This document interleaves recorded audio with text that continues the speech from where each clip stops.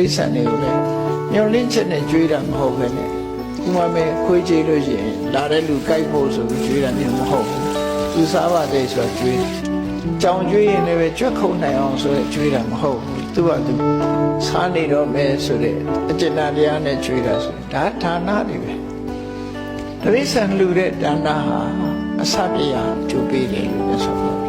အစတရားဆိုတာနေရမှာမဟုတ်တာနော်ကိုကတစ်ခါလို့ရင်စတယ်လူတွေကတော့ထင်လိုက်ပဲခုတစ်ခါလောက်တာစတရားမများလို့မလားဆိုမများဘူး